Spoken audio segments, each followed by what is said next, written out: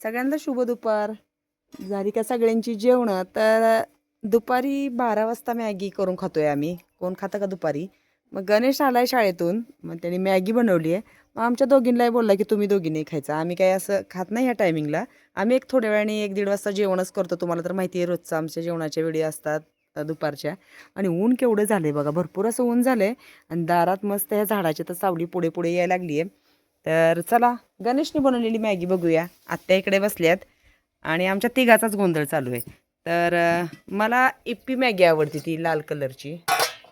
तर हा बोलत होता ह्या मॅगीमध्ये दही घालायचं. म्हटलं नको बाबा, काय तसलं करू. घातलंच का? हे बघा, तर कोथिंबीर बरी घातली का? हे बघा, कस्तुरी मेथी घातली. ती वाळलेली कोथिंबीर नाही, कस्तुरी मेथी आहे.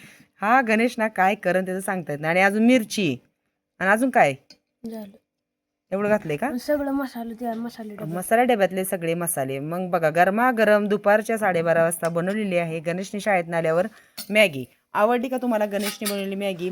कमेंट्समध्ये नक्की सांगा. आम्ही आपलं वाट्या डबे घेऊन बसलोय.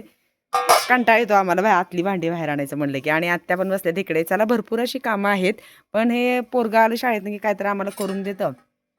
तरी मुली नाही आहेत तिथं, नाहीतर मग मुली असत्या तर त्यांचं काहीतरी वेगळंच भरपूर असे मोठे प्रकार असतात. ते भरपूर काय काय पसारा, ह्या चुलीजवळ एवढा भरमसाठ पसारा करायचा आणि मेनू बनवायचा. पण त्या निमित्ताने खायला तरी मिळत होतं. नाहीतर आमच्या आपलं दोघीला कामाचा कंटाळा येतो. आम्ही आपलं रोजच्याच भाजी चपाती खायचं आणि रानात जायचं.